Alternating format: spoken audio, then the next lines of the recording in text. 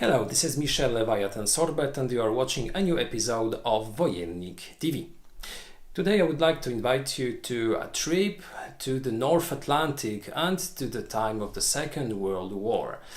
We had several reviews, unboxings of games treating about this theater of the Second World War, but today there will be a game specifically designed in order to recreate the whole Second World War on the Northern Atlantic. This game is enclosed in a very elegant box and it is called Holdfast Atlantic 1939-1945.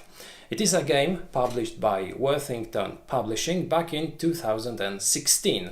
And it is the third installment of the Holdfast franchise because there were two previous games in the Holdfast series. But the Atlantic is a special game because it is the first one which recreates a naval struggle. The two previous titles were titles covering land campaigns and land battles. So this is the first installment which concentrated on naval struggle. This game recreates the whole Northern Atlantic campaign during the Second World War, so it starts in 1939, it ends in 1945. We will receive into our hands all the major surface ships, both from the Axis, so from the Germans and the Italian navies, and from the Allies. So we will receive the American surface ships, the British surface ships, some Soviet ships. We won't receive, for instance, French Navy. We won't receive some minor powers navies either. But we will receive a huge amount of blocks because as over Wothington Publishing Holdfast games are block games. So this is a block game. Holdfast Atlantic is a block game. The game was created by Grant and Mike Wiley. It is supposed to be played by two players. We can find an information that it is suitable for solitaire play, but I have mixed opinions about this because it is a block game and fog of war is a very important factor of this title. So I would say this is a game rather for two players. You can play it, of course, solitaire, but the game will lack something which it has during two-player plays. The game is a game which should be played in from about 60 to 120 minutes, so it is a fast-playing game. I will tell you a little bit about this later. The game is supposed to be played by players 13 years old and up. But I believe that even an 11, 12-year-old kid should be able to play Holdfast without any problems. The game is language independent, so there is no text, there are no cards, you just receive blocks, a map board, and you can start playing. How the components enclosed in this elegant box look like and how we play the game, let's take a look. At first, let's take a look at all the components which will be used during a game of Holdfast Atlantic. First of all, we receive a game board. This game board is mounted, is of a high quality, it's very elegant, it's also very functional. All the information that we need are on this board. So first of all, this board is divided into sectors or into parts of the ocean which are divided one from another by white lines. All those sectors are named and all of them have two values, two numbers. The first one is the number of victory points that the allies can score at the end of each turn if they control this sector. On the other hand, we have the number of victory points which the Axis can score if they manage to control this sector. As you can see, those numbers can vary, it all depends on the sector. Here, for instance, in the North Atlantic, allies can score only 1 point, whereas the Axis 3. But if we take a look at the Mediterranean, you can see that both sides can score 1 victory point. Apart from those ocean or sea sectors, we have ports, and we have 10 ports on the board. They are, first of all, grey ports, for instance, Brest or Kiel Narvik, which will be used by the Axis. The second type of ports are green ports used by the Allies, for instance, Scapa Flow.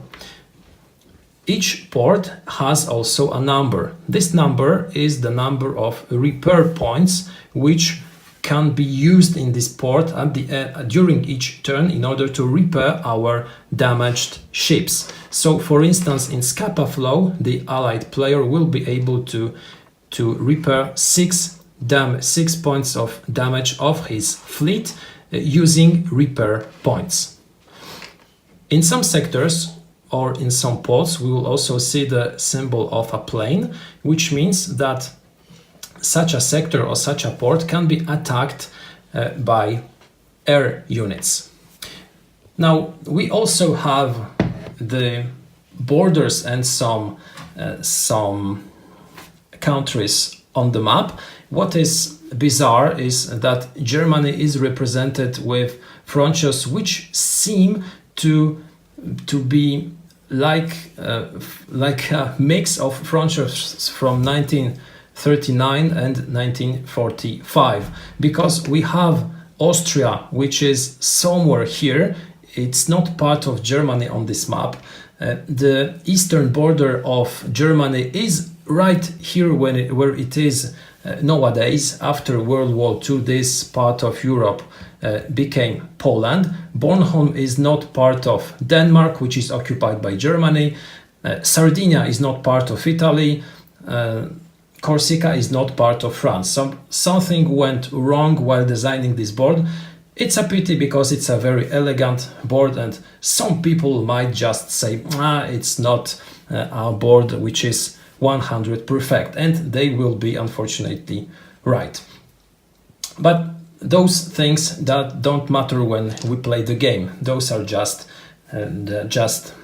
minor things. On the board, we receive also a huge grid where we will be placing our ships during battles.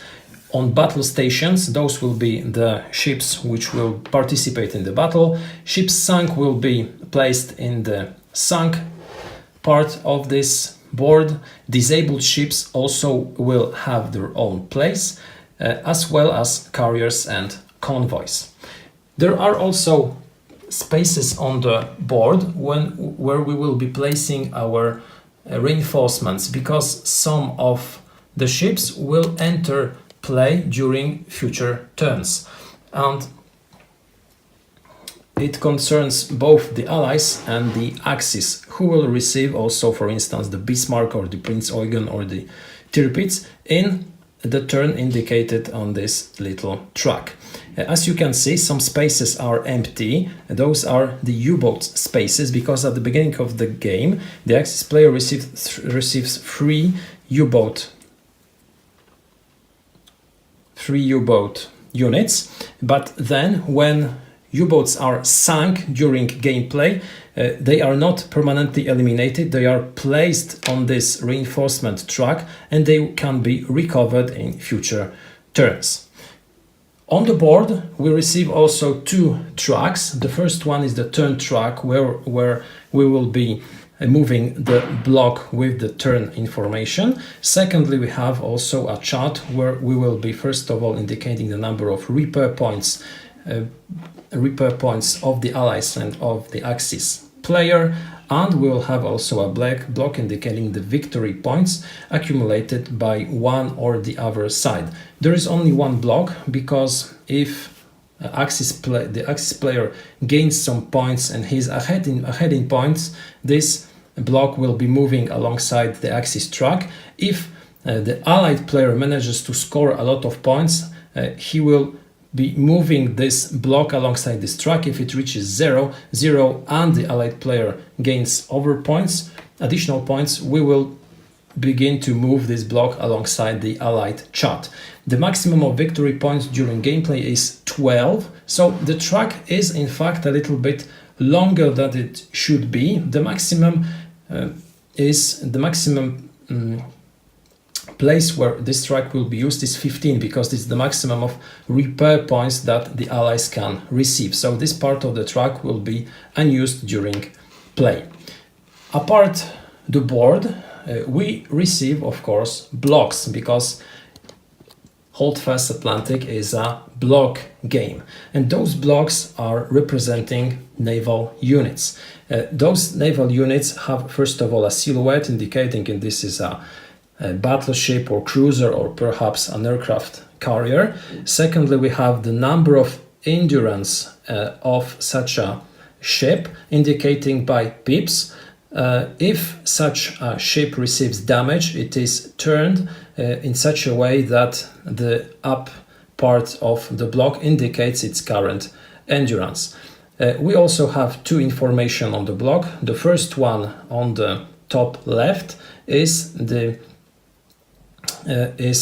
defense factor of such a ship. It is also the number which our opponent will have to roll on the die in order to damage this ship. So, for instance, Vittorio Veneto is damaged only if our opponent scores a 6 on his die. The second number is the number of dice that we can use during attack. So Vittorio Veneto will be giving us 4 dice during attacks.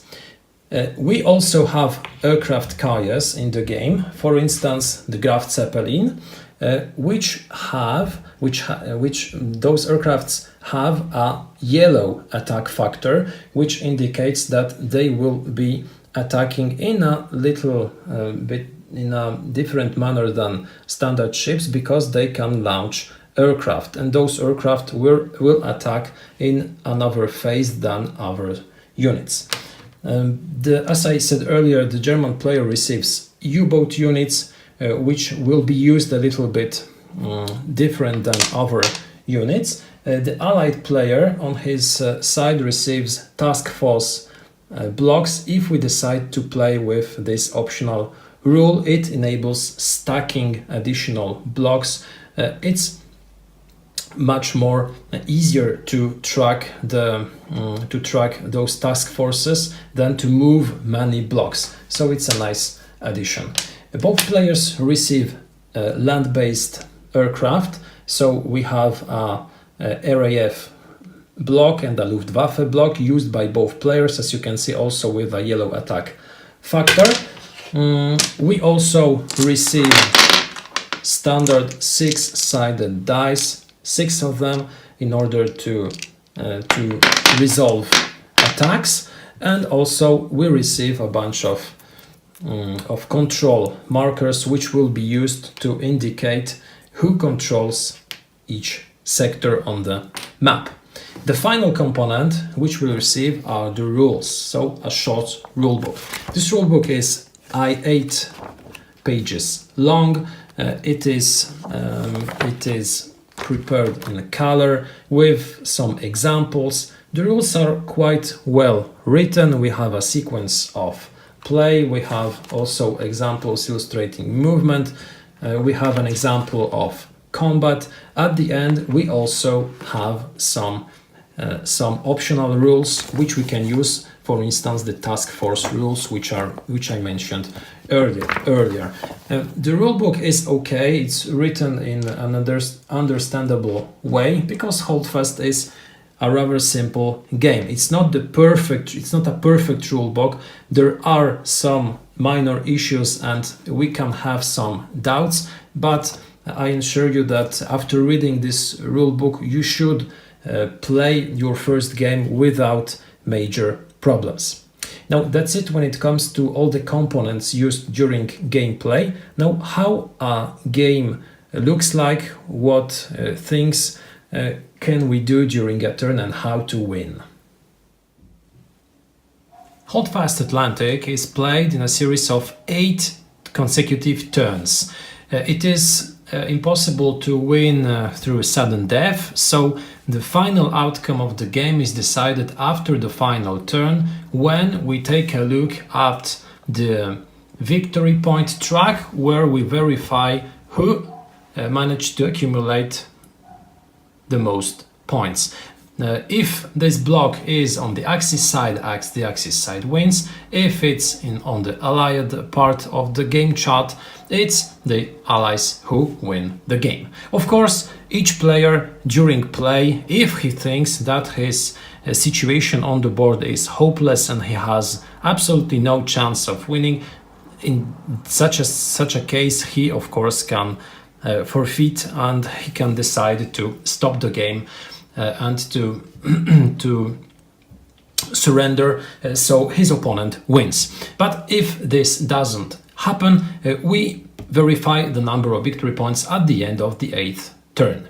How a turn of Holdfast Atlantic is played. As you can see, this is a block game, so each player will have his own blocks, and those blocks will be placed on the board in such a way that only us can see what is on those blocks. Our opponent will be unable to see. He will only see that there are some blocks, but he won't be able to tell what kind of ships are there. Of course, at the beginning, we can guess, especially when it comes to the Axis player, where his ships are located, because at the beginning of the game, all the Italian fleet is set in Taranto, whereas all German surface ships are placed in Kiel Narvik. But then this situation can change, because both sides will receive reinforcements. Germans and Italians can mix their units. Different ships can end their movement in different ports, for instance in Brest. So things will get a little bit tricky later on. When it comes to the Allies, it's a little bit harder to prepare the blocks and the ships at the beginning of the game, because the player who controls the Allies has to decide where to split his forces. He has several options. He has Scapa Flow, he has Gibraltar and Alexandria, and he has to split his forces between those three ports in order to control the vast majority of the board, because the objective of the German and Italian player will be to try to make some rides on the North Atlantic in order to score points on the places where those points are the most important. How, after setting up the game, we can begin turn 1. During turn 1 there are no reinforcements, but as soon as we enter turn 2 and later on in the game, we will begin the turn by taking a look at the reinforcement chart, and each player will receive and place on the board his units, his ships, which are meant to enter during this turn. So for instance, in turn 2, the German player will receive the mighty Bismarck, the Prince Eugen and one U-boat. Later on he'll receive, for instance, Tirpitz, in turn 3 and another U-boat, etc. The Allied player also receives some reinforcements. Those reinforcements can be placed in ports controlled by the player, but when it comes to the Axis player, Italian ships enter in Taranto, whereas German ships enter in Kiel Narvik. The Allied player is a little bit more flexible. He has more choices, especially when the US enters the game, because he receives another major port in North America, in Norfolk. After receiving reinforcements, each player also determines the number of repair points, resource points that he will be able to spend during the turn. Each player has his own block, and the number of resource points varies depending on the turn. At the beginning of the game, the Allied player has 8 resource points, whereas the Axis player has 7. So it is quite leveled. The Axis player starts to receive 9 points beginning from turn 2 and up to turn 6. Then at the 6th turn, at the 7th turn, this again drops to 7. It's another way to simulate a little bit how the Second World War went. The Allied player starts with 8 resource points, but then on turn 4 he jumps to the mighty 15 points. So here's the major advantage of the Allied player. Beginning from turn 4, he receives almost twice the number of resource points that the Axis player has. And on turn 7, this will be the double, even more, because 15 to 7. This means that the Allied player will be able to repair his units quicker, and he will be able to allocate those points in a better way.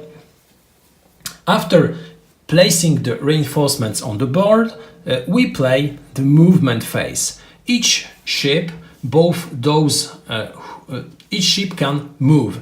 Those ships will move through ocean spaces or through sea spaces. Each ship can move up to 2 spaces, but if such a ship enters onto an ocean space controlled by their opponent, he has to stop. He cannot move further. So in this case, the Axis player would be able to move his ships into the Western Mediterranean and to try to move one more space onto the South Atlantic Ocean, whereas the Allied player entering the Western Mediterranean would have to stop because the Western Mediterranean is controlled by the Axis. But it is not such an easy trip for the Allied player, because for the Axis player, because each time an Axis ship tries to pass through the Straits of Gibraltar, either way, so to the South Atlantic from the Mediterranean or to the Mediterranean from the South Atlantic, those ships are shot at by the artillery placed by the British in the surroundings of the strait. Those ships who try to pass the straits can be damaged or even sunk if the die rolls are extremely lucky. So it's an option. I have played several times combining the Italian and the German fleets, so sending the Italians through the straits back to Kiel or to Brest. That's a tricky thing to do, but it can be a game winner if we manage to achieve it. Movement is done first of all by the Allied player. So the Allied player decides where and with which units to move. So he can, for instance, decide to send some ships from a port onto one sector and another part into another. It's up to him. He can group those ships. He can also leave some ships at port. He can send others somewhere else. Ships can be repaired in ports. As I mentioned earlier, each port has a certain capacity of repair. For instance, Gibraltar can repair only 1 point of damage during a turn. A ship repaired in a port cannot move during the same turn. We can, of course, move onto a sector where opposing ships are already present. Now, if we end the movement on such a sector, a battle will occur after movement. Another restriction, this time concerning the Allied player, is the restriction concerning the Baltic Sea, because in order to enter the Baltic Sea, Allied units would have to pass through the straits which separate the Baltic from the Northern Sea. Only Axis and Russian ships can pass through this strait. Now there's an optional rule which enables also British and American ships to pass through the Scattergut, but it works the same way as Gibraltar works. So each ship moving through the strait is shot at by seaside artillery. After movement, so after moving all the ships, when the Axis player decides that he's done with his movements with surface ships, he can also place U-boats. Those units are placed placed on the board from outside the board, so they are not present in any port. He can just decide to send a U-boat where he wants. 2, 3, the number of his choice. So we can place them anywhere. They have no movement restrictions when it comes to the straits, and they have no two space only movement restriction. We are totally free to place them wherever we want. We also place the two units. We can place them on those spaces where such units can operate. It is always indicated on the board where such units can operate. So in some spaces it will be impossible. For instance, in the South Atlantic Ocean, either Allied or Axis planes cannot be placed. After this placement, we pass on to combat. Combat is resolved in three different phases. Through three different phases. The first phase of combat is the submarine combat. Of course, it can happen that through the placement of units or through movement, we will have several battles. It's up to the Axis player to decide in which order those battles will be fought.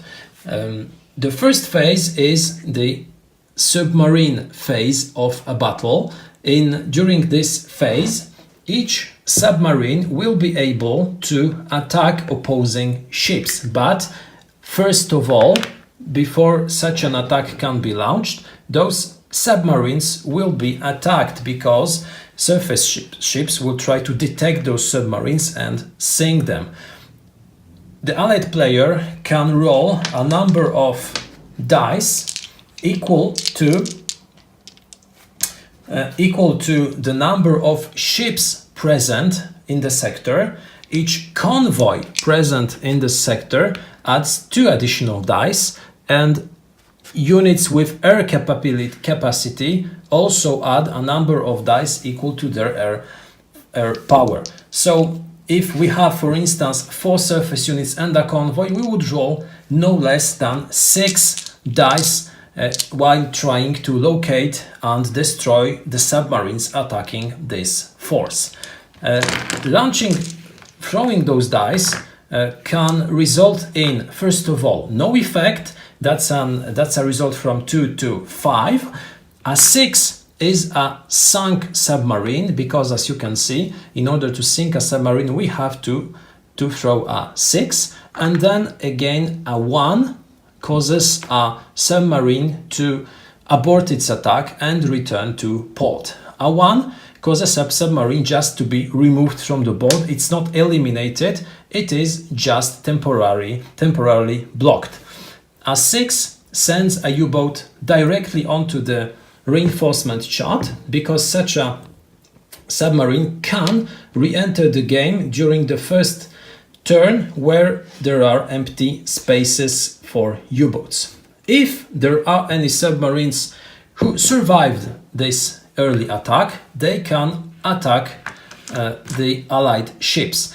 What is the most important thing when it comes to submarine attacks is that while attacking with submarines, we can freely choose our target.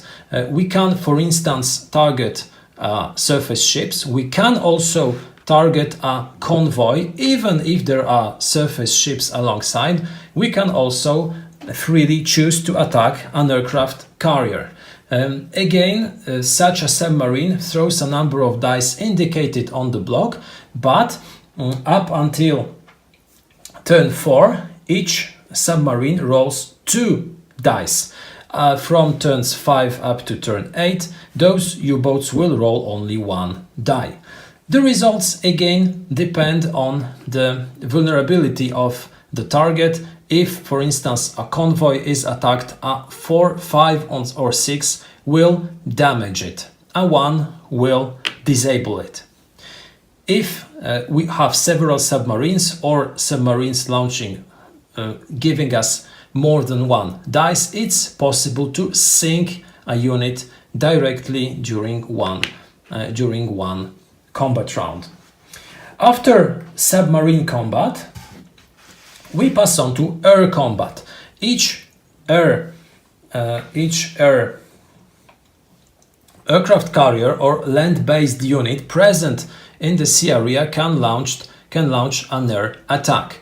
Again, we can choose freely our target, but we cannot split the force of our attack. So with an aircraft carrier attacking with 2 dice, we have to allocate those 2 dice to only 1 target. We cannot split those 2 dice. The results and the attack is resolved in the same manner that the submarine combat was resolved, with the sole exception that there is no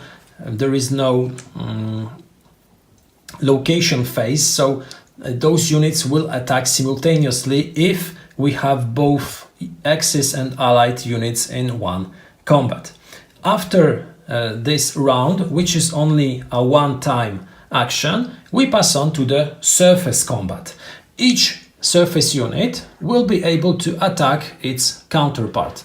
Now, the difference between air combat or submarine combat and surface combat is that surface units cannot attack carriers or convoys as long as there are any friendly ships in the battle stations. Units target one another. It's up to the player's choice which units target which ship.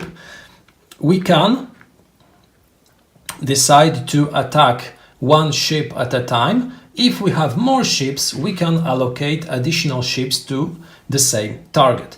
But we cannot allocate targets to our ships if there are any non-attacked ships. Each opposing ship has to be attacked by at least one of our own ships.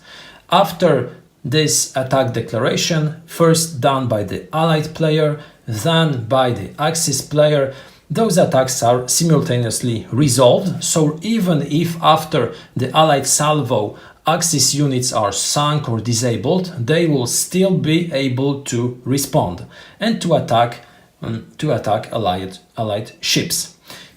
Resolving those attacks can, as I said,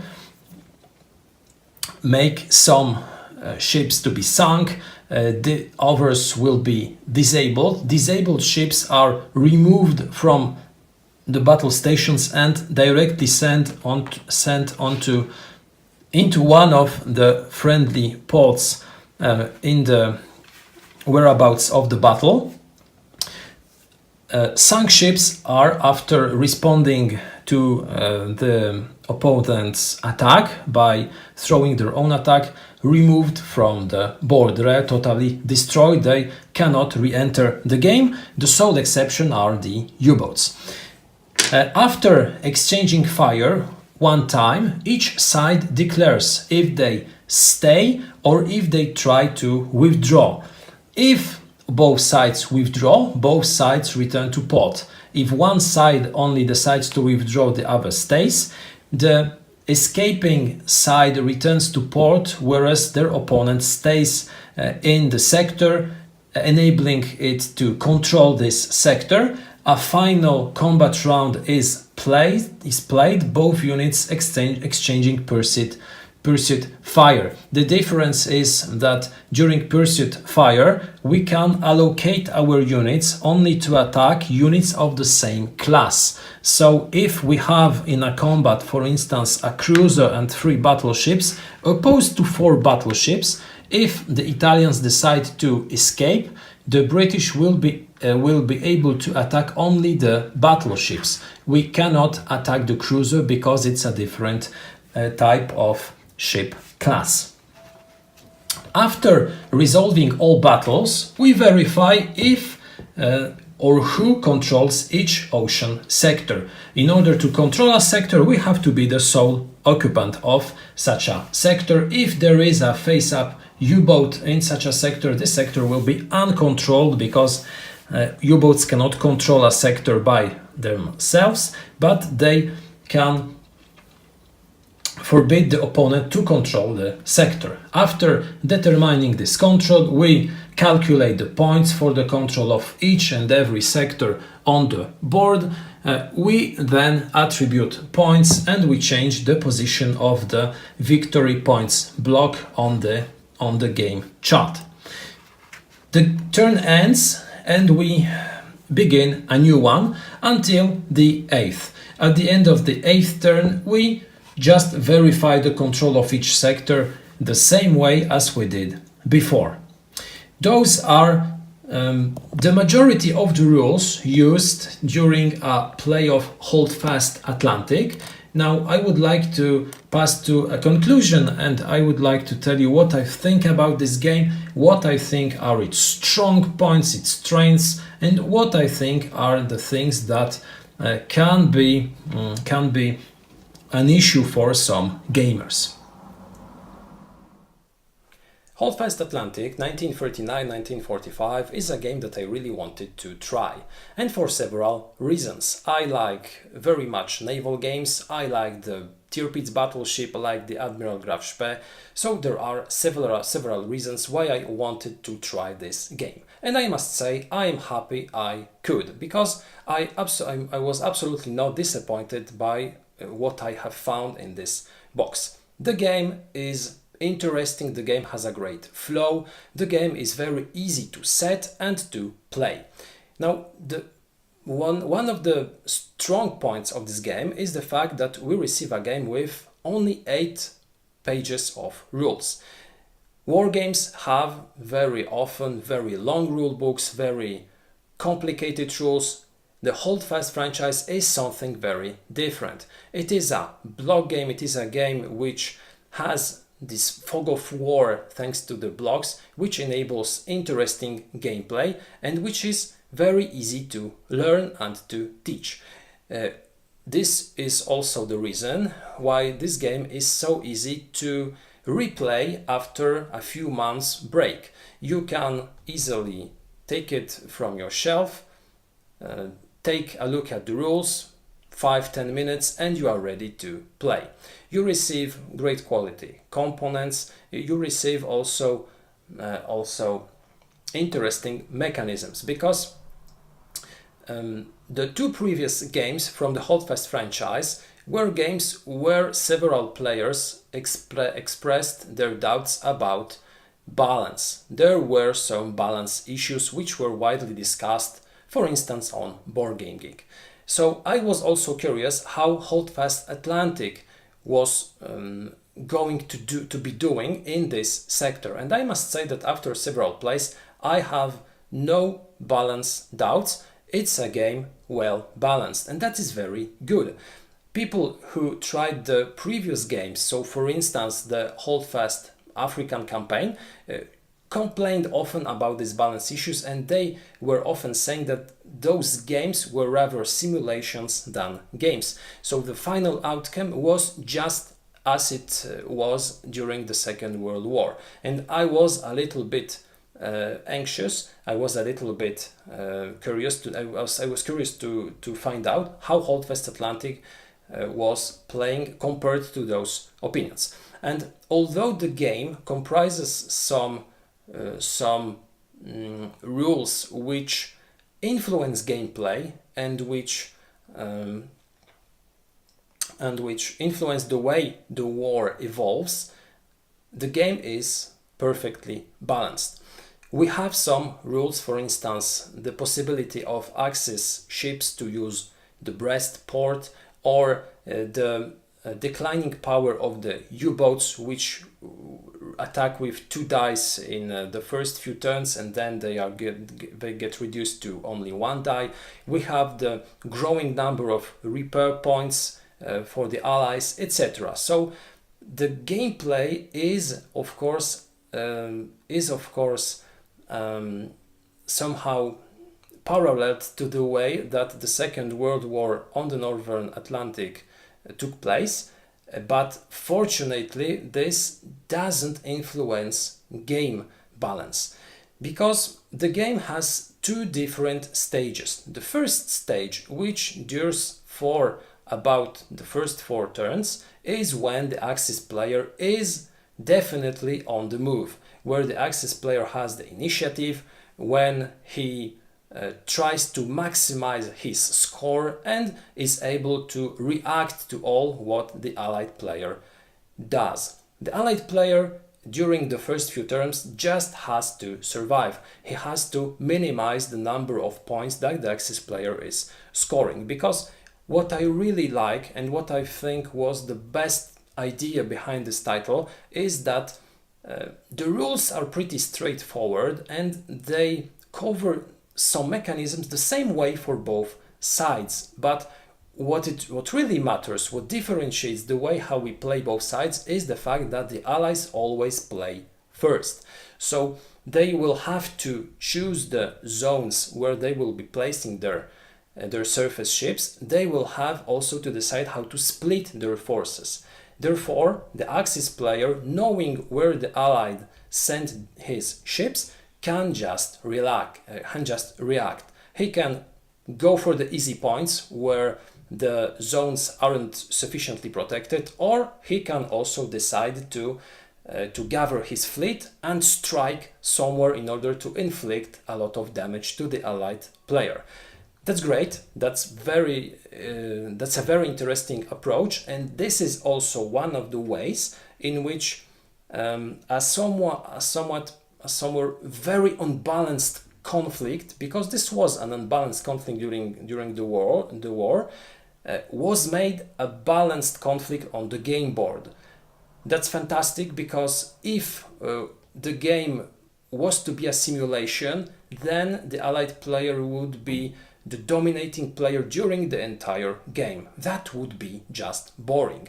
Most naval games covering this subject concentrate on the U-boats, so on the commerce riding, or they concentrate on tactical battles, where, for instance, we have the Bismarck and the Prinz Eugen against the Hood, or where we try to chase the Bismarck, or when the Scharnhorst and Gneisenau try to escape to the Atlantic, etc. Those are very tactical ways to simulate the war, and they are historically accurate, but they are not very interesting. Holdfast tries a different approach.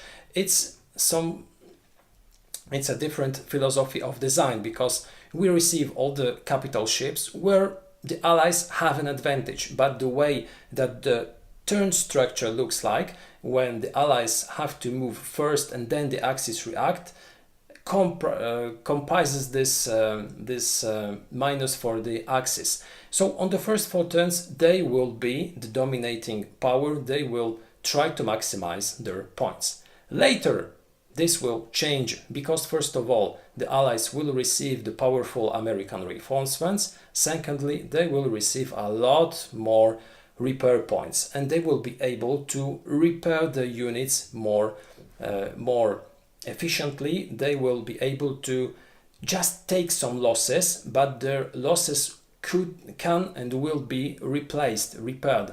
The Axis losses will often be